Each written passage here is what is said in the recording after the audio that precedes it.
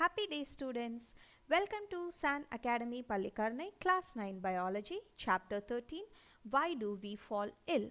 We have already learnt about the cells in Chapter 2. We know that a cell is the basic structural and functional unit of life. All living organisms are made up of millions of cells. A cell is a dynamic entity where numerous reactions and processes takes place. And we know that cells combine together to form tissues, and tissues in turn combine together to form organs, and organs combine together to form organ system, which in turn together makes up a complete organism. And all the cells and the processes and reactions occurring in our body are interrelated or integrated. That is, there do not exist even a single function which is independent. For example, say lungs are the sites of exchange of oxygen and carbon dioxide, and this oxygen goes to all the parts of the body through blood, which is pumped by the heart, and the waste material from the blood are filtered in the kidney and are sent out through in the form of urine. So liver detoxifies the blood, and all these activities are interconnected. For all these activities and the normal functioning of a cell, tissues and organs, energy is required, and this energy is supplied from outside in the form of food. And if the function of any one organ is affected due to any reason, it disturbs the functioning of other organs also. For example, if the kidney of a person fails, it will result in accumulation of toxic substances in the body, and that will adversely affect the whole body. It would also affect the functioning of a brain. So the prevention of normal, proper functioning of cells, tissues and organs due to any reason would affect proper functioning of the body and would lead to diseases, that is illness. It could be due to food which does not contain sufficient nutrients, or injuries or infections, or any mental or social problem. So we can say that to undergo all life processes and work effectively, our body needs a regular intake of proper diet and certain precautionary measures. Thus, to maintain the proper functioning of our body, we must know about health and diseases. In this chapter, we will try to understand health and disease in this perspective. Now let us discuss in detail about health and its failure. The term health is very frequently used daily by everybody.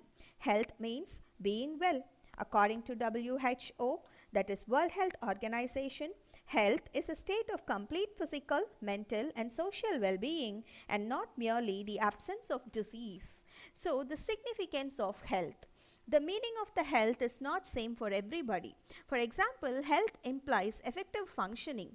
Ability to go out to certain places without anybody's help is being well for many of our grandparents, whereas being able to do their day-to-day works in being healthy for some others. For a child, he or she is healthy if she or he can jump, run, play and study well. And if he or she cannot do these works, he or she is unhealthy. Therefore, health may be defined as a state of being well enough to function well physically, mentally and socially. So, according to the definition given by WHO, health can be explained as a multi-dimensional concept of the person's appears, works and behaves on this basis. Health can be classified into three dimensions: physical, mental and social.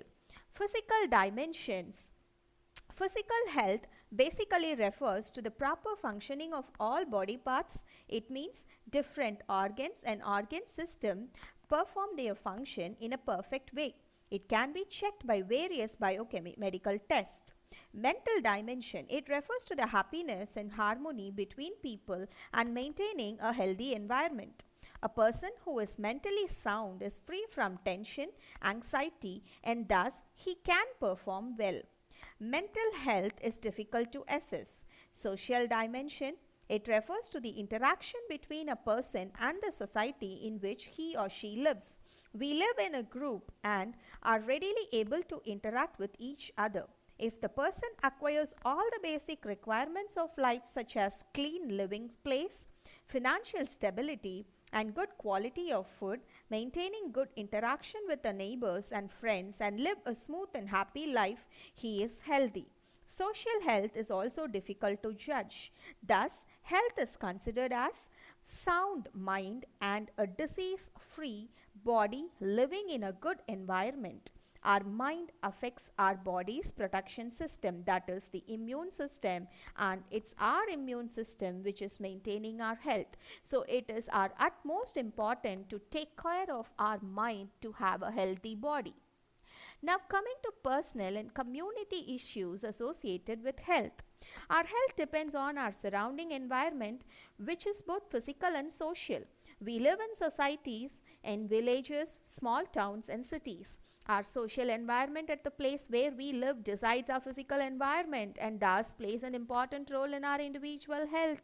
So now let us discuss about this in a little detailed manner with under various topics. First comes the public health service. These services provide clean environment and protection from diseases, and healthcare services are provided by government agencies or by social and voluntary organizations that play important role to maintain public health. The objective of public health surveys are as follows. They are involved in proper removal and disposal of garbage, proper drainage and removal of sewage, proper control of pests and vectors, provisions for clean drinking water and unadulterated food, provisions for proper vaccination and healthcare facilities. If the public health services are inadequate, then despite of taking the best nutritious food and keeping proper personal hygiene, the health of the individual gets affected, because unhygienic surroundings and contaminated food may cause infections, and wastewater which overflows from drains are the sites of breeding pests and vectors and may cause diseases. Now coming to the next condition, which is economical condition. Money helps in providing food for every family. So to obtain adequate and complete nutrition, a proper earning is very necessary. Therefore, proper job opportunity must be available in the area where we live. So we can say that good financial conditions and earnings are necessary for individual health. The third, social equality and harmony. Sharing joys and sorrows and helping each other brings social equality and harmony. These make an individual happy, which is necessary for being healthy. If we misbehave with our others and do not help people who are in need, we cannot be happy and healthy. Coming to the next, personal hygiene. It involves individuals' cleanliness. It can be easily maintained by washing the hands properly, cleaning teeth regularly, taking care of ears and eyes, taking a bath and change of clothes daily. Vaccination at definite time against various diseases and personal protection against disease vector are necessary for maintaining personal hygiene. And of course, I agree, you all believe that this is the need of the hour. Coming to the last, public awareness and health education. Various informations about health and disease must be imparted to people. So, for maintaining good health, following are essential. Clean and hygienic surrounding, which may be maintained by providing proper disposal system of garbage, sewage, etc. Availability of clean drinking water and adequate nutritious food. Social equality and harmony. Regular exercises and relaxation keeps us free from various diseases like heart problem, obesity and mental illness. And the last, the most important, no addictions like smoking, drinking or taking drugs.